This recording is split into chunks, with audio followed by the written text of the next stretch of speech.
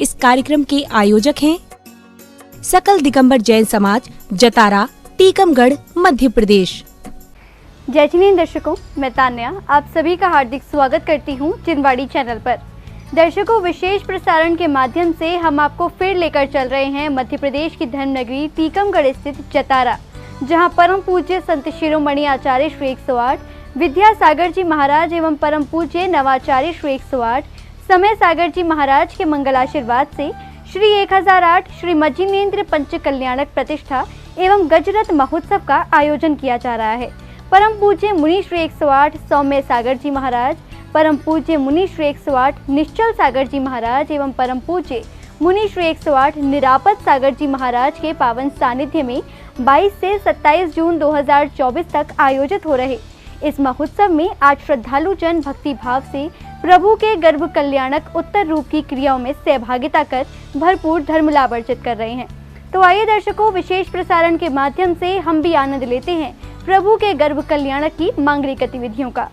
नमो सिद्धाणं नमो आयर्याणं नमो वज्रायाणं नमो लोये सर्वशाहुडं नमो अरिहन्ताणं नमो सिद्धाणं नमो आयर्याणं नमो वज्रायाणं नमो लोये सर्वशाहुडं। ॐ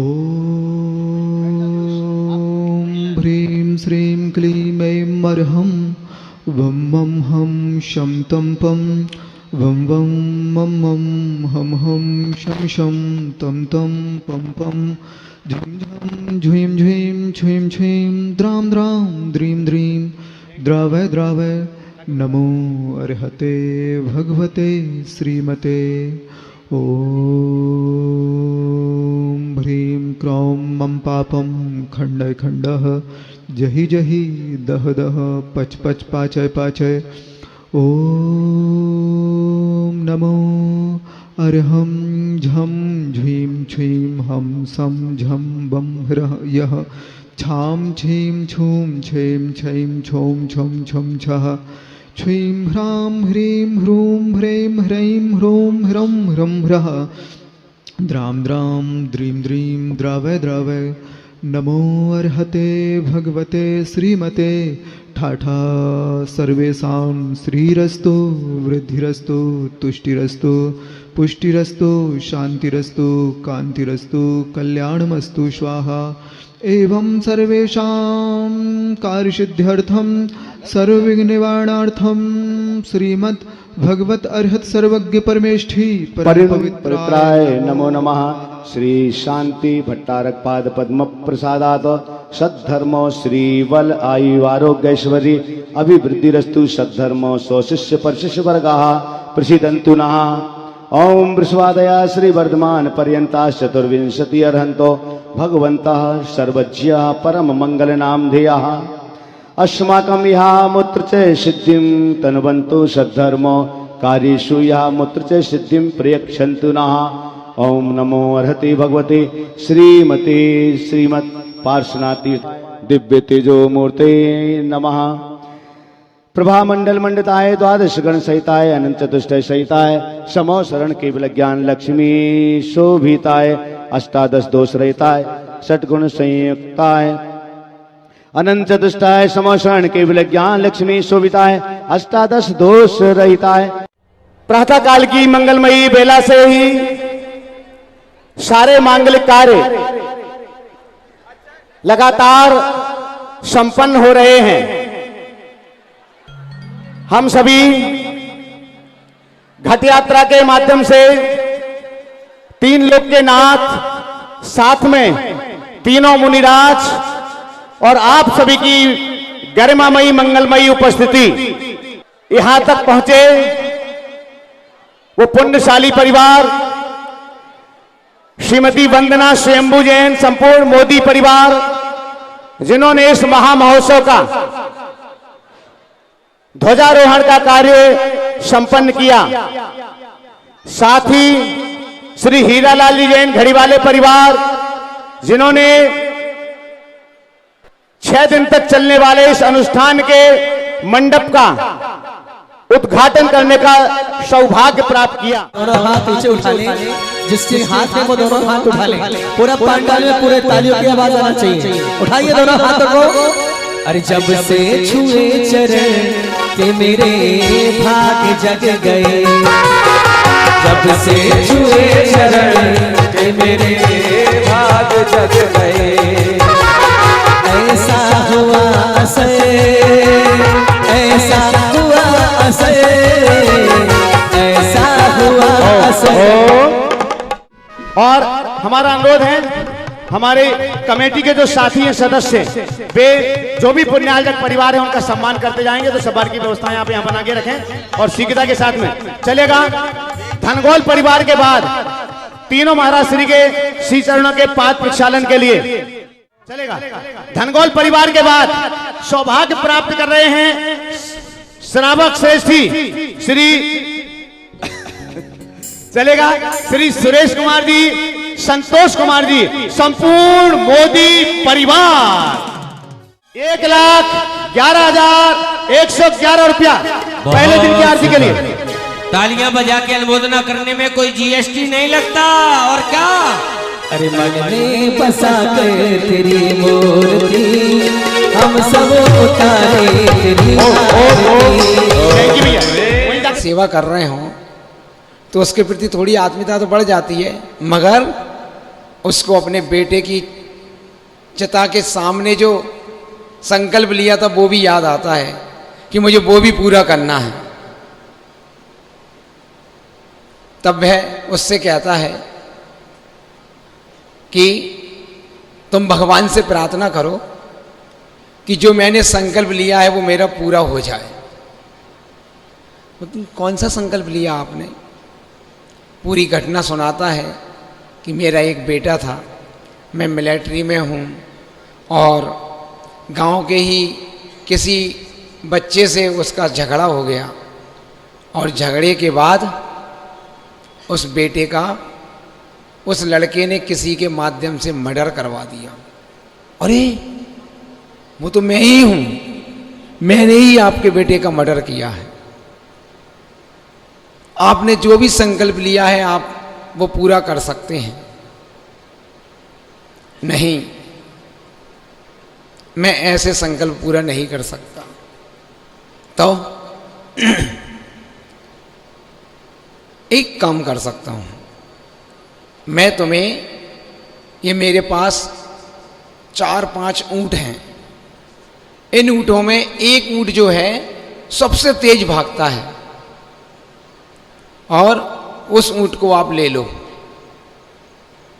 और लेकर के उस पे ऊपर बैठो और यहां से जितनी दूर यहां से भाग सकते हो भाग जाओ। मैं यहां से 1 घंटे बाद इस तंबू में से निकलूंगा। कितने घंटे बाद? 1 घंटे बाद इस तंबू में से निकलूंगा और अगर सूर्यास्त के पहले पहले अगर तुम मुझे मिल गए तो मैं अपने बेटे की मौत का बदला ले लूंगा, नहीं तो फिर तुम्हारी किस्मत है। और उसको अपने तंबू से बाहर निकाल देता है और ऊँट दे देता है और 1 घंटे तक अंदर जाकर के अपने बेटे की तस्वीर जो फोटो बना रखी थी उसने, उसके सामने जाके बैठ जाता है और कहता है, बेटा आज वो दिन आ गया कि मैं तेरी मौत का बदला लेने के लिए जा रहा हूं। 1 घंटे बाद जब वह अपनी बंदूक और तलवार वगैरह जो भी हथियार थे उसके पास सब कंप्लीट होकर के तंबू से बाहर निकलता है तो क्या देखता है कि जिस व्यक्ति को 1 घंटे पहले भागने के लिए कहा था वो व्यक्ति हाथ जोड़ करके उसके चरणों में नमस्कार करते हुए कहता है कि मैंने अपराध किया है, एक अपराध तो मैंने अनजाने में कर दिया, मैं दूसरा अपराध नहीं कर सकता, क्योंकि मैं जिसने मेरी इतने दिन तक सेवा की और मैं उसके संकल्प को पूरा करने में बाधक नहीं बन सकता, इसलिए आप अपने संकल्प को पूरा कर लीजिए। अब वह सोचता है कि मिलिट्री में, फौज में ये भी है, एक नियम था कि जो हथियार डालने के बाद दुश्मन अपनी शरण में आ जाए तो उसको भी क्षमा करना है। एक तरफ अपने बेटे की मौत का बदला, अपना संकल्प, और दूसरी तरफ चरणों में शरणागत आए हुए व्यक्ति को क्षमा। क्या करें, बड़ा असमंजस में है। एक मन कहता है कि नहीं, ये बेटे का कातिल है, इससे अपनी बेटे की मौत का बदला लो। दूसरा मन कहता है कि नहीं, भले ये दुश्मन है मगर शरणागत है, और शरणागत के ऊपर हथियार चलाना ये भारतीयों की सभ्यता नहीं है, ये विदेशियों की सभ्यता हो सकती है। बहुत समय तक चलता रहता है उसके मन में, दोनों तरफ, एक तरफ से क्षमा भाव आता है, एक तरफ से नहीं, बदला लेना है। बहुत असमंजस के बाद अंतिम निर्णय तक पहुंच जाता है और कहता है कि जिस तरह से मैं अपने बेटे के लिए दुखी हो रहा हूं, ये भी तो किसी और का बेटा है, ये भी तो किसी और का बेटा है। जैसे मैं अपने बेटे के लिए दुखी हो रहा हूं, इसकी मां और इसके पिता भी इसके लिए दुखी होंगे। और अपने हथियारों को फेंक देता है और उस बेटे को गले से लगा लेता है। वह बेटा भी कहता है कि मैंने आपके जीवन से आपका इकलौता बेटा खो लिया, मगर अब मैं संकल्प करता हूं कि मैं आपका बेटा बन करके जीवन पर्यंत तक आपकी तन मन धन से सेवा करूंगा। और ये क्षमा, ऐसी क्षमा होना चाहिए। हम लोग इतना बड़ा पंचकल्याणक महोत्सव कर रहे हैं, और अगर हम अपने मन के मैल खत्म नहीं कर पा रहे तो पंचकल्याणक करना हमारा सार्थक नहीं होगा। अगर आप पंचकल्याणक को सार्थक करना चाहते हैं तो जिनसे छोटी छोटी सी बातों पर से भी अगर हमारी तू मैं हो गई हो, तो इस पांडाल से निकलने के पहले पहले एक दूसरे से क्षमा मांग लेना और गले लग जाना, तब हमारा ये पंचकल्याणक करना, पात्र बनना सार्थक होगा।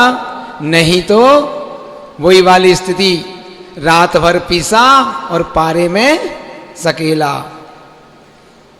ठीक है ना? तो जिन जिन की छोटी मोटी बातों पर हो जाती है ना, हमने पहले से आके जगह रोक ली थी, तुम आके बैठ गई हमारी जगह पे, पीछे हटो, बाद में आई और आगे आगे बैठ, तो इन सब बातों को हो जाती है। कोई बात नहीं, अपन संसारी प्राणी हैं, मगर अपन को संसार से मोक्ष की यात्रा अपन यहाँ करने के लिए आए हैं, और भगवान की संसार से मोक्ष की यात्रा देख रहे हैं, है ना? तो अपन भी कुछ कुछ क्षमा भाव धारण करें। तो जिनसे थोड़ी बहुत भी अगर तू मैं चिक चिक हो गई है, तो पांडाल में निकलने के पहले पहले उनसे क्षमा याचना कर लें। बोलो संत शिरोमणि आचार्य गुरुवर श्री विद्यासागर जी महामुनि आज की, पूज्यवर मनीषी निश्चय सागर जी महाराज की। और चलेगा हम सीधे सीधे महाआरती के पात्र कचन महाराज जी के मंगल प्रवचन के बाद हम यहाँ पर संपन्न करेंगे। दोनों हाथों को जोड़िएगा। है आप तो जब तक आप हैं पूरा टाइम, हमें कुछ नहीं है, गर्भ कल्याण की पूजन करना है, 20 मिनट की पूजन है, 10 मिनट में लगेंगे। आप तो आराम से करिएगा, आप तो निराकुलता के साथ पूरा समय है, हम कर लेंगे। दोनों हाथों को जोड़िएगा। पूज्यवर मुनीषी सौम्य सागर जी महाराज जी के पावन चरणारविंद में कोटिशा नमोस्तु पूर्वक निवेदन। हे महाराज श्री नमोस्तु नमोस्तु।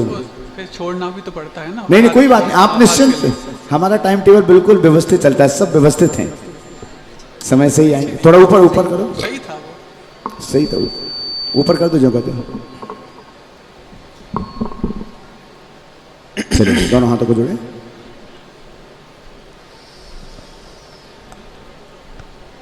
भवी जान जनना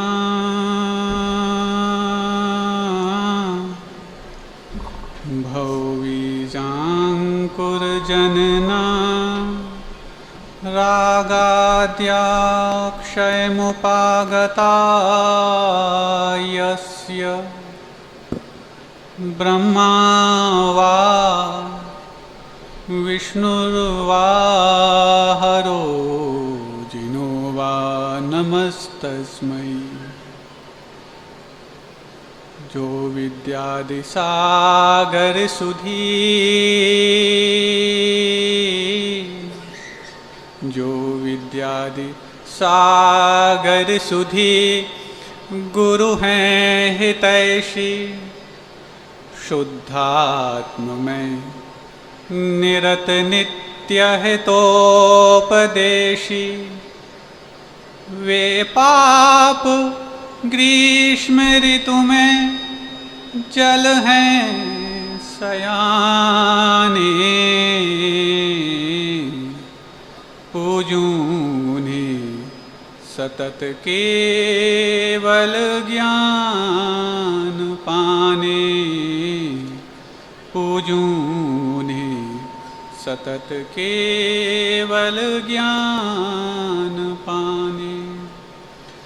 देवादिदेव 1008 शांतिनाथ भगवान की, परम पूज्य आचार्य परमेष्ठी गुरुदेव श्री विद्यासागर जी महामुनि राज की, पूज्य आचार्य श्री समय सागर जी महाराज की, 3,9 करोड़ मुनि राजों की, पूज्य ब्रह्मण श्री सौम्य सागर जी महाराज की, समस्त मुनि संघ की। यहाँ से ठीक है, वहाँ से ठीक है।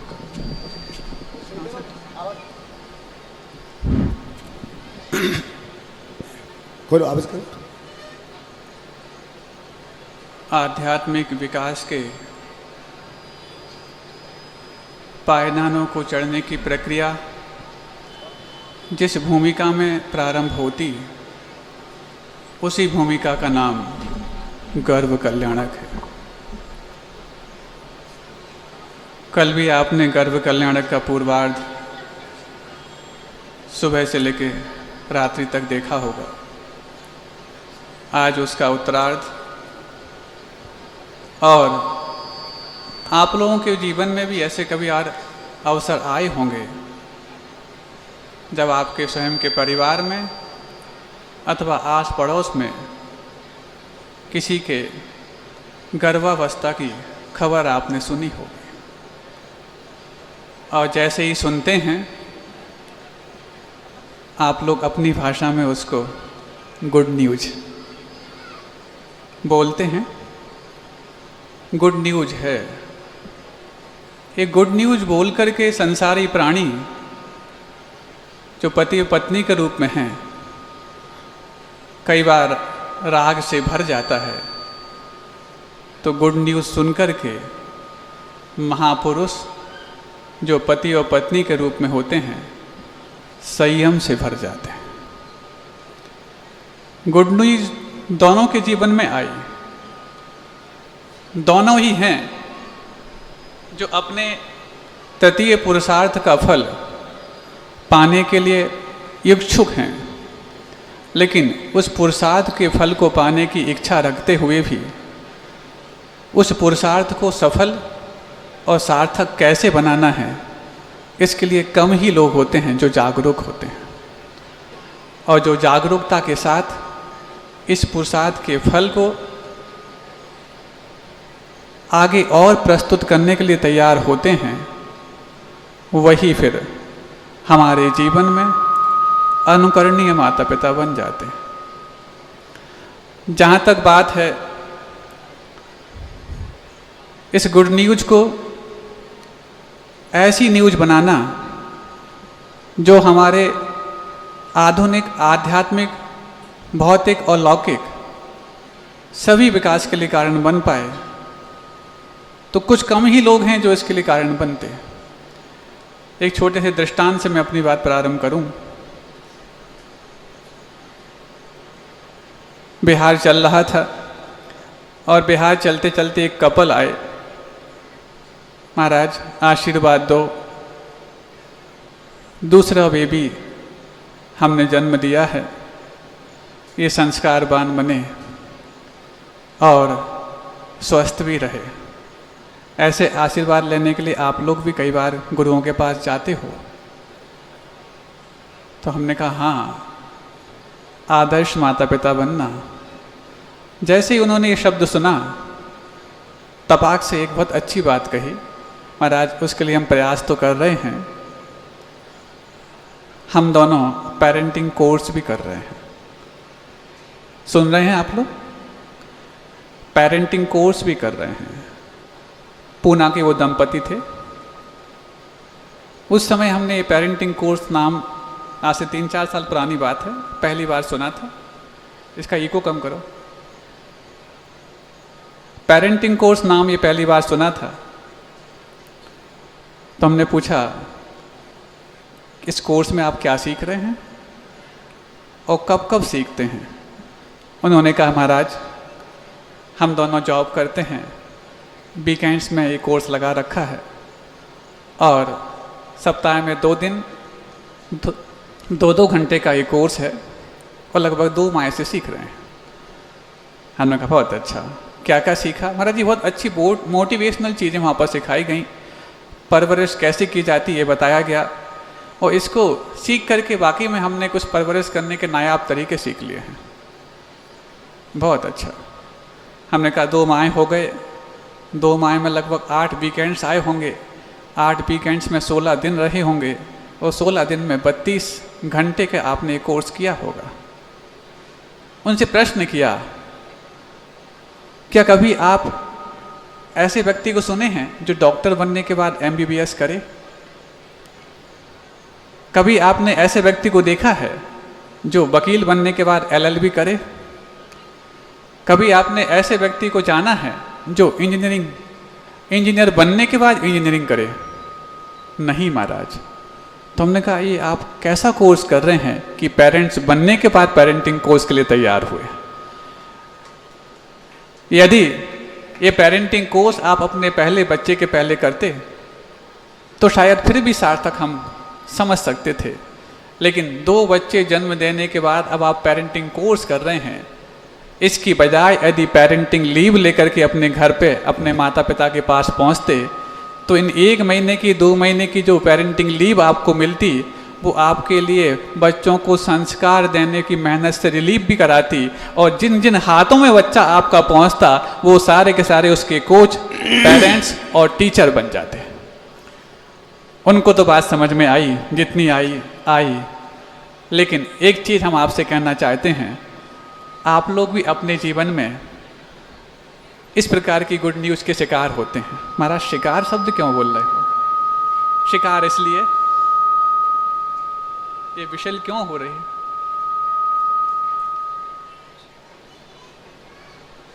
विघ्न कर्णम अंतरायस्य। गर्भ कल्याणक का स्वरूप समझने के लिए भी कल से लेकर आज तक प्रयास आप लोगों ने किया, लेकिन फिर भी बीच में व्यवधान तो हैं। तो ये जो चीज़ एक उदाहरण के रूप में सामने रखी गई, ठीक इससे विपरीत उदाहरण हम आपके सामने लाना चाहते हैं। आप सबको ज्ञात है, हम सबके हृदय में जीवंत बड़े बाबा आचार्य विद्यासागर जी महाराज, जिनका इस देह का जन्म तदलगा कर्नाटक में हुआ और वो अपने माता पिता के 10 संतानों में से एक संतान थे। आपको 8 पता होंगी? कितनी पता है? 6 पता होंगी, अथवा कुछ और किसी को 8, 9, कुछ नहीं, 10 संतानें थी। 10 में से 6 आपको पता है, बाकी सब आपको पता करने की आवश्यकता नहीं, समझदार हैं। तो जब 10 संतानें हो गईं और सारे संतानों को देखने के बाद जब उनके आस पड़ोस के लोग कहते इन सारी संतानों में सबसे ज़्यादा सुंदर यदि कोई संतान है तो विद्याधर, पीलू, गिनी, तोता, मरी, ये जो आप नाम देते हैं वही क्यों है?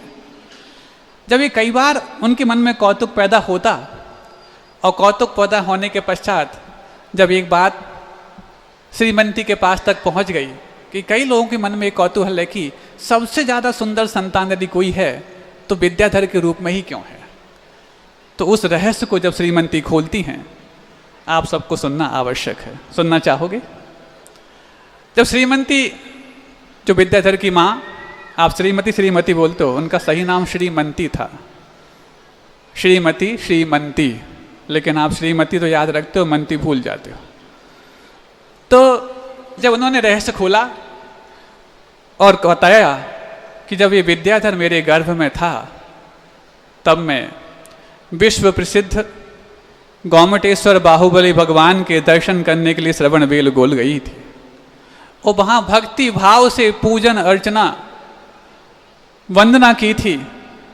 और उसी गर्भकाल के दौरान जब मैंने अपने अंदर से विशुद्धि बढ़ाते हुए गोमटेश्वर बाहुबली भगवान की वंदना की, तो उसका परिणाम इष्टोपदेश की उस पंक्ति के रूप में सामने आया, जिस पंक्ति में एक अंतिम चरण ये है, ददातु यत्ति यस्य अस्ति सुप्रसिद्धिमिदं वचः, कि जिसके पास जो होता है वो वही प्रदान कर सकता है, वही प्रदान करने में सक्षम होता है। क्योंकि गोमटेश्वर बाहुबली भगवान अपने जीवन काल में कामदेव थे, तो कामदेव की भक्ति मैंने कामदेव के रूप में नहीं की, मैंने गोमटेश्वर बाहुबली भगवान जो बीतरागी भगवान थे उसके रूप में थी, उसके रूप में की।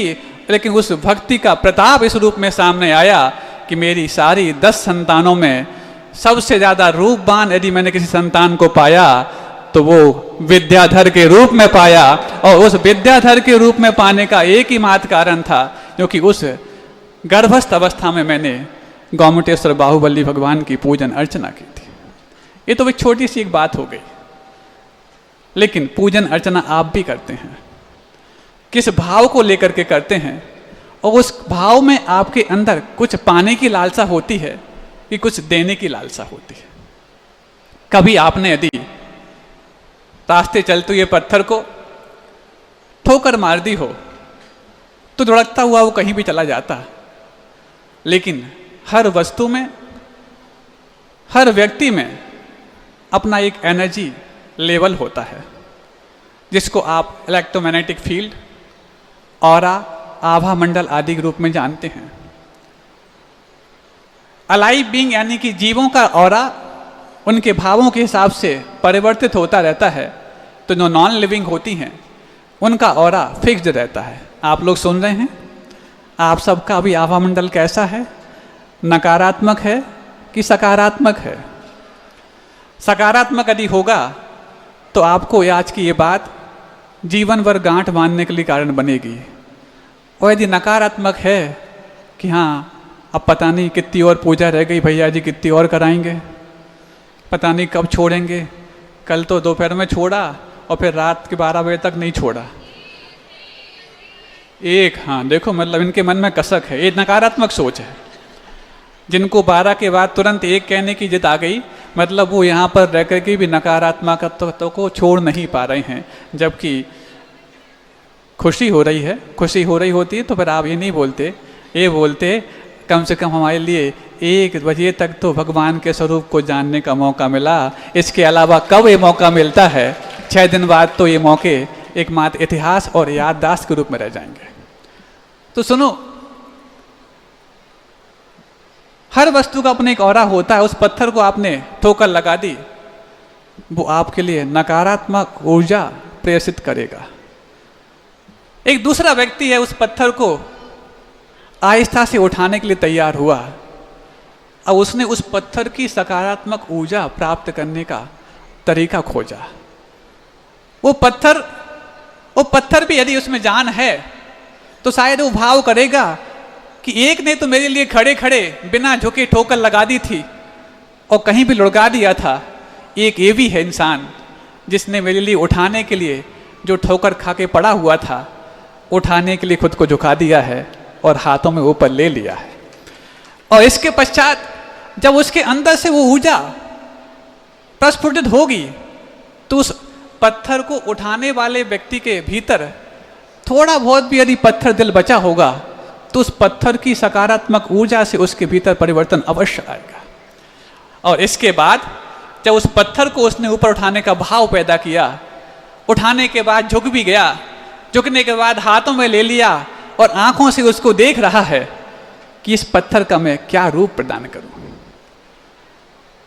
संसारी प्राणी होगा तो शायद पत्थर को देख के सोचेगा ये पत्थर बहुत लुड़िया जैसा है, घर में चटनी बांटने के काम आएगा। तो तुमने अभी उसकी पूरी ऊर्जा प्राप्त करने का प्रयास नहीं किया। कोई ये सोच ले एक एंटिक पीस है, हम घर के शोकेस में रखेंगे और वो एंटिक पीस जब वहाँ पर रखा रहेगा तो हमारे लिए मेहमानों को इसको बताने के लिए कारण बनेगा। तो शायद अभी उसकी पूरी ऊर्जा आपको पता नहीं है। और यदि किसी ने सोच लिया कि पत्थर तो ये भी है, पत्थर तो वो भी है जिसके लिए हम पाहन से पावन बनाने की यात्रा के लिए तैयार हुए हैं, क्यों ना ये पाहन भी पावन का रूप प्राप्त कर जाए। और यदि उसकी दृष्टि में उस पत्थर को देख करके भी परमात्मा के भाव और परमात्मा की कल्पना पैदा हो जाए तो कल्पना मात्र में पत्थर में इतनी ऊर्जा जो थी वो पूरी की पूरी सकारात्मक हो करके आपको वापस करने के लिए वो तैयार खड़ा पाया जाएगा। ऐसे ही जब उस पाषाण में परमात्मा बनने की सामर्थ्य, चाहे वो यजमान हो, चाहे वो शिल्पी हो, चाहे वो होनहार भगवान जो यहाँ पर भगवान की पूजा करने के लिए बैठे हैं, उनके मन में पैदा हो जाती है तो वो पाषाण जो 27 तारीख को पूर्ण रूप से भगवत पद को प्राप्त हो जाएंगे, उसके पूर्व में ही उनकी ऊर्जा से हम सबको सराबोर होने का मौका मिल सकता है, क्योंकि हमने उस पत्थर की सबसे पॉजिटिव एनर्जी को आह्वान करने का मानस तैयार कर लिया है। हर वस्तु की अपनी पॉजिटिव एनर्जी है। जब पाहन में भी पावन बनाने की कल्पना हम कर सकते हैं, तो फिर जिनके पास पावन बनने की सामर्थ्य मौजूद है, उनके अंदर यदि हमारे भाव इस प्रकार के तैयार हो जाएं कि इससे भी मुझे सकारात्मक ऊर्जा प्राप्त करनी है, तो वो प्राप्त करने की भावना कुछ लेने की नहीं, कुछ समर्पित करने की हो जाती है।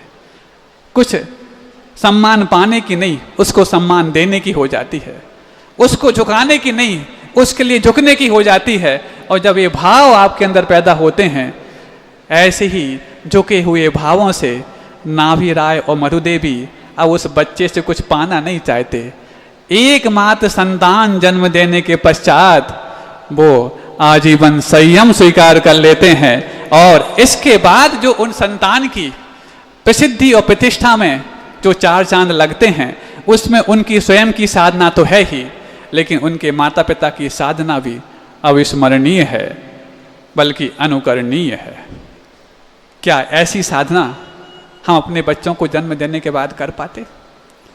बच्चों को गर्भ में आने के पहले कर पाते? बच्चों को गर्भ में आने के साथ कर पाते? कुछ लोग तो हैं जो शायद इस साधना को आज भी कर रहे हैं। एक छोटे से दृष्टांत से मैं पूरा करूं। रामटेक चातुर्मास चल रहा था। वहां पर एक व्यक्ति जो सॉफ्टवेयर इंजीनियर था, आप सब लोग सुन रहे हैं, ऊपर वाले भी सुन रहे हैं महापात्र, और नीचे वाले भी सुन रहे हैं होनहार महापात्र, क्योंकि आप सब तो पात्र हैं, पता नहीं हम तीनों। कुछ लोग बोल रहे हैं महाराज आप तो उत्तम पात्र हो, लेकिन अभी आप लोग की पात्र ज़्यादा चर्चा में है, क्योंकि 3 दिन अभी आपके हाथ में है।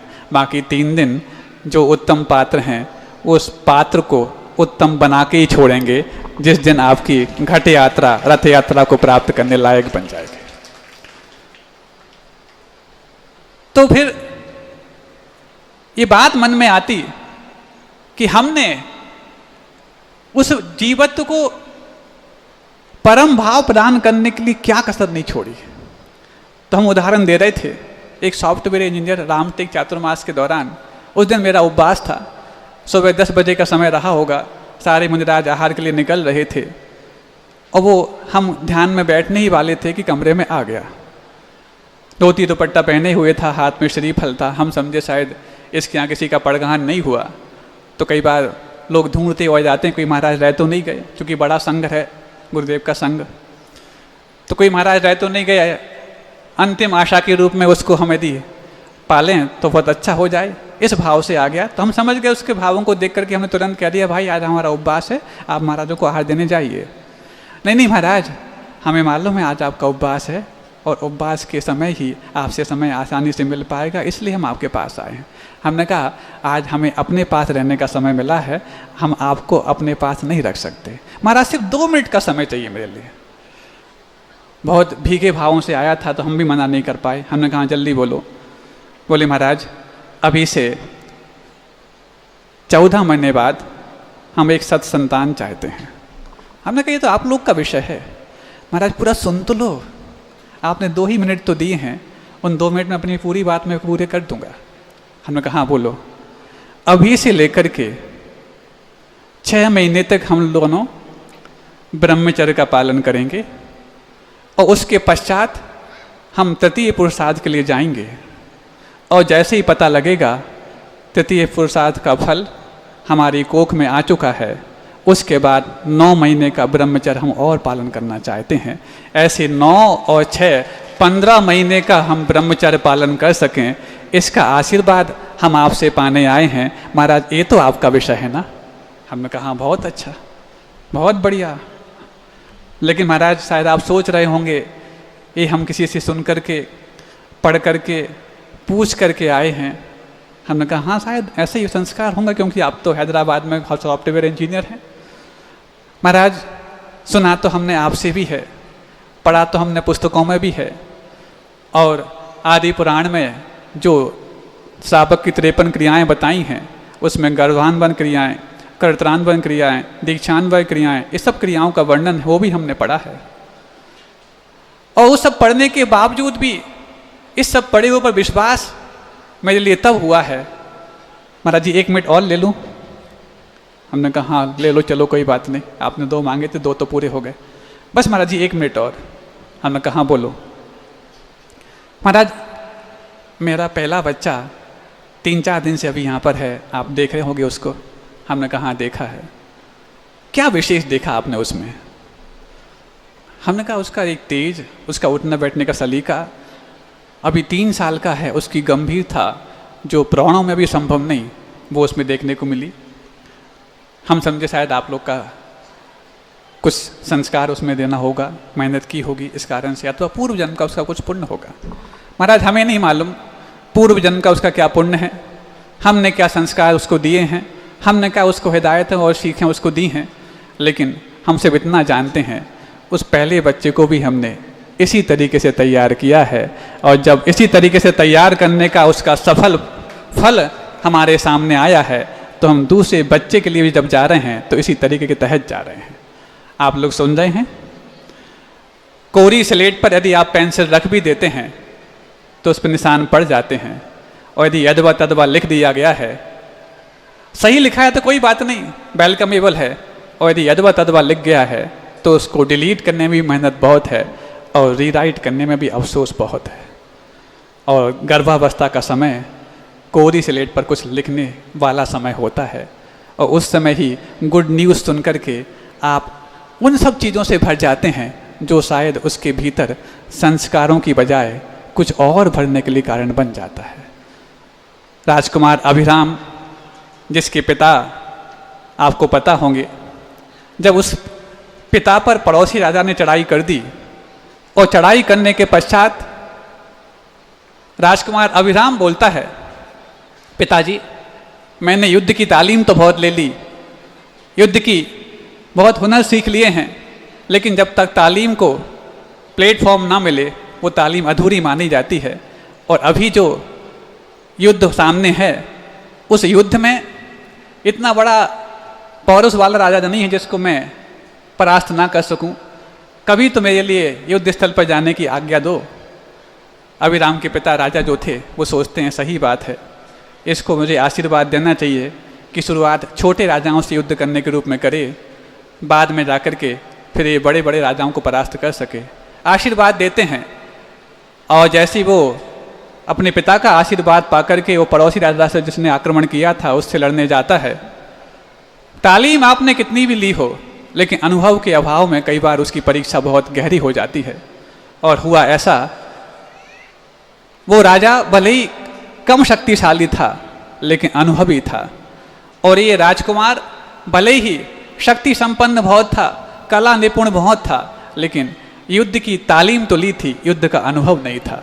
और होता ऐसा है, उस अनुभवी राजा ने अपने कुछ व्यवस्थित तरीके से उसको इस प्रकार से दाव में फंसा दिया कि एक ऐसा वार कर दिया जिससे उसका धड़ और उसका सर दोनों अलग अलग हो गए।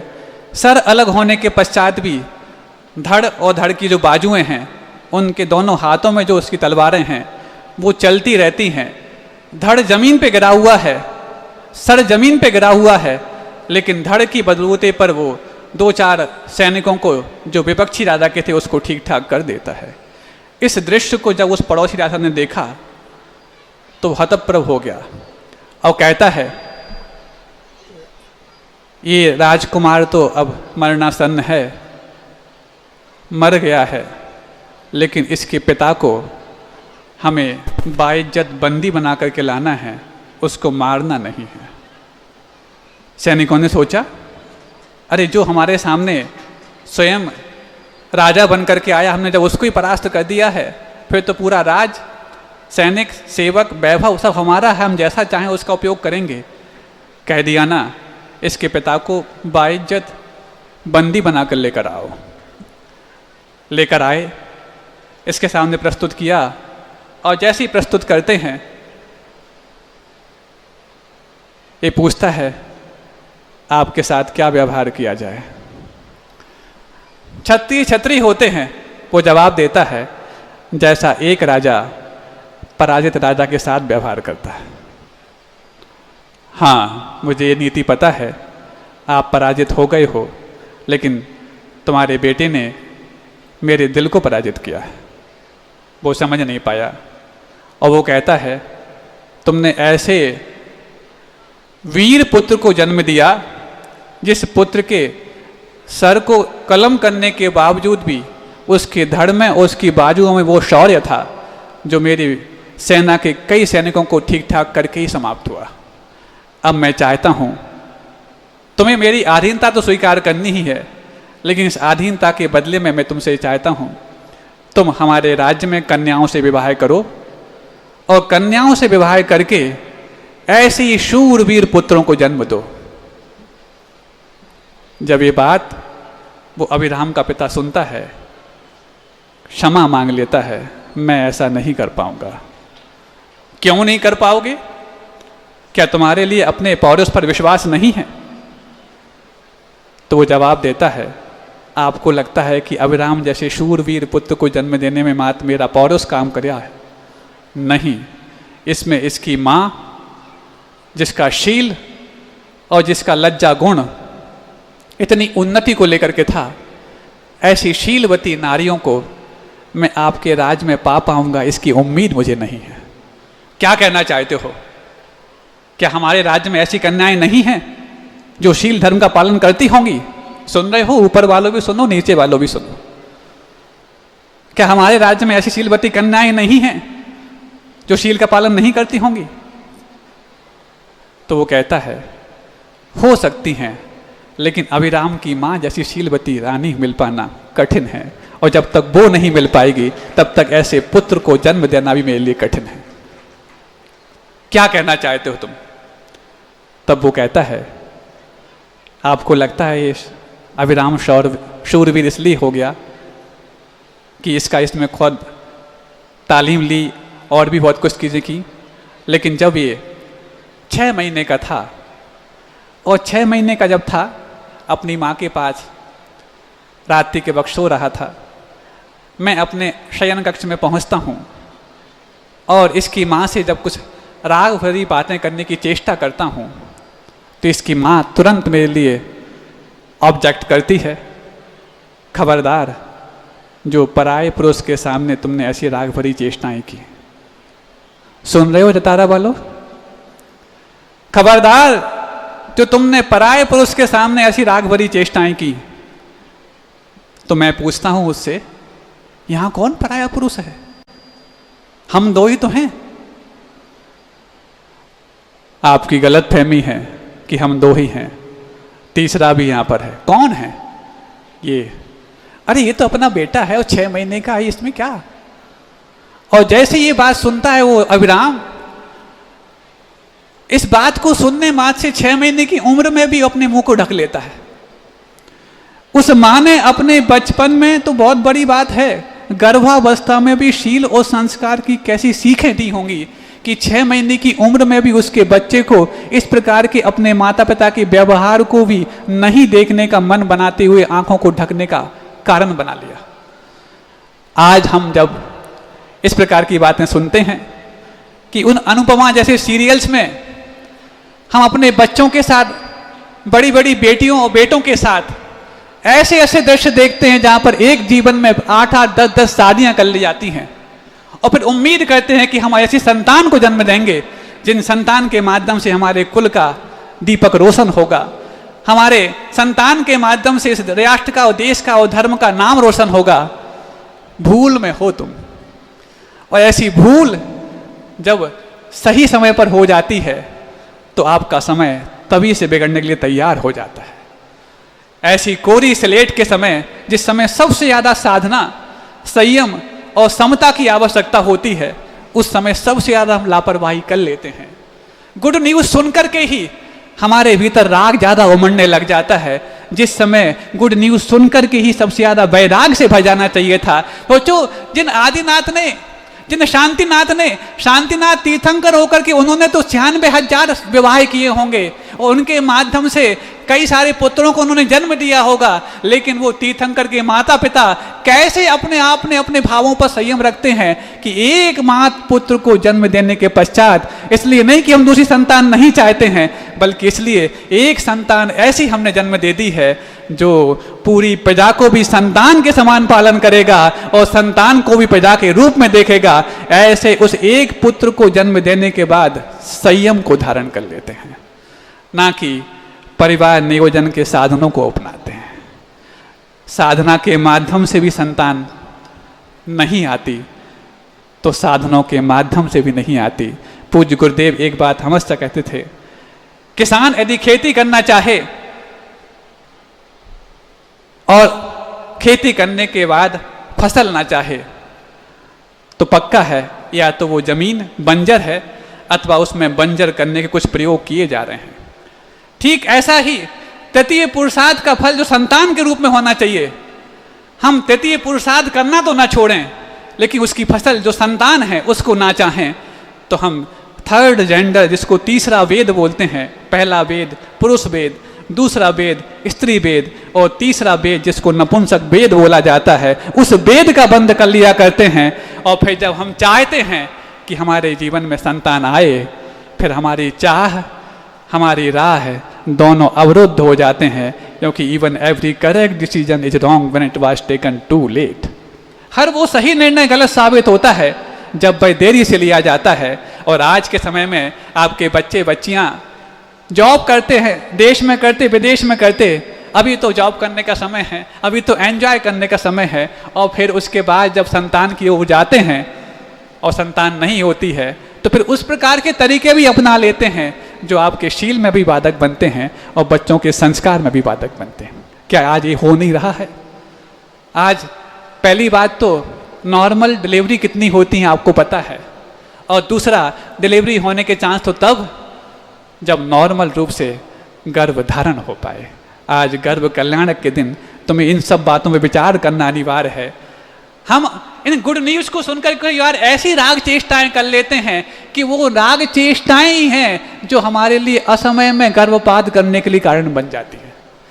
इसलिए कल शायद महाराज ने भी कहा था कि जो जानबूझकर गर्भपात कराता है वो तो दोषी है ही, उसको भी प्रायश्चित लेने का अपराधी घोषित करना आवश्यक होता है। प्रायश्चित लेके ही अपने आप को शुद्ध कर पाता है।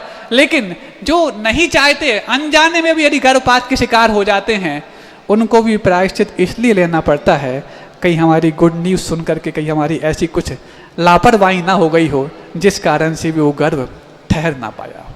आप समझ रहे हैं? और यदि समझ में आ गई इतने सारे दृष्टांतों के माध्यम से, समय आपका पर्याप्त हो गया है। समय और यदि मिलेगा तो ये विषय तो चलते रहेंगे, लेकिन गर्भ कल्याणक के दिन हमें उन माता पिताओं से जिन्होंने एक मास संतान को जन्म देने के पश्चात संयम इसलिए धारण कर लिया कि ये संयमी जब बनेगा लेकिन इसको संयमी बनाने के बीच में हमें जो साधना करनी है, यदि इसमें हम लेट हो गए तो हम इसमें अपना कुछ भी समर्पण नहीं कर पाएंगे। वो माता पिता अपने उस संतान से कुछ अपेक्षा नहीं रखते कि बड़े होकर के मेरा ये नाम रोशन करेगा, बड़े होकर के मेरे लिए सेवा करेगा, बड़े होकर के मेरे लिए जॉब करेगा जो अच्छा धन पैसा मेरे तिजोरी में बंद कराएगा, बल्कि ये भाव पैदा करते हैं कि मैं इसके लिए कितना समर्पित कर सकता हूँ, मैं इसके लिए कितना दे सकता हूँ, मैं इसके लिए कितना साधन बन सकता हूँ। साधना के लिए वही फिर संतान सकारात्मक ऊर्जा से आपको भरने लायक होती है। जैसे वो पाहन भी सकारात्मक ऊर्जा आपको तब देता है जब उससे पाने की नहीं कुछ देने की आपको जिद पैदा हो जाती है, तो ऐसे ही वो पावन भी आपके लिए सकारात्मक ऊर्जा तब देते हैं जब उससे कुछ पाने की नहीं कुछ देने की जिद आपके अंदर पैदा हो जाती है। ये सब भाव आपके जीवन में आज के दिन प्रस्फुटित हों। इन्हीं भावनाओं के साथ अहिंसा परमो धर्म की, बोधि समाधि परिणाम शुद्धि, स्वात्मोपलब्धि शिव शौक्य सिद्धि, चिंतामणिम चिंतित वस्तु दाने, ताम वंदमानस्य ममास्तु। 9 बार नमोकार मंत्र का जाप करें।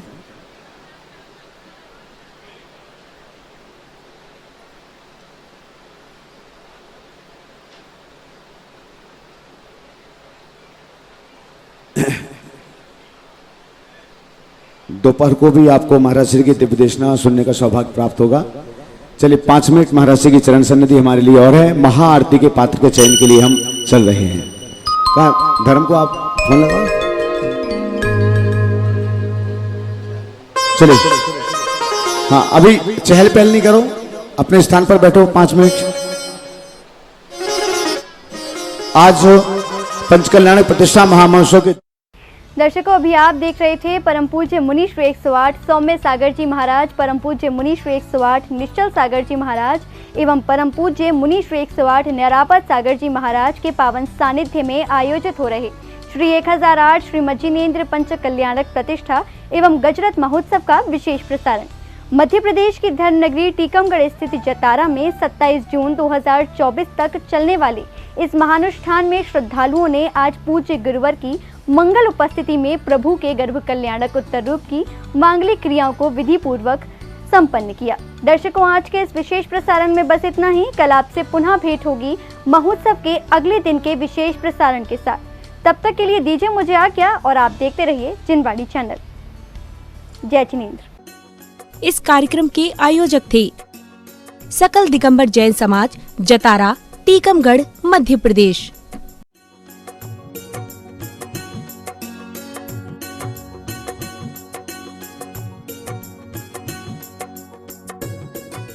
जिनवाणी चैनल की कितनी विशेषता है। एक निश्चित समय है 1 घंटे का। कोई भी व्यक्ति 1 मिनट भी चैनल वाले नहीं बढ़ाते, लेकिन जिनवाणी चैनल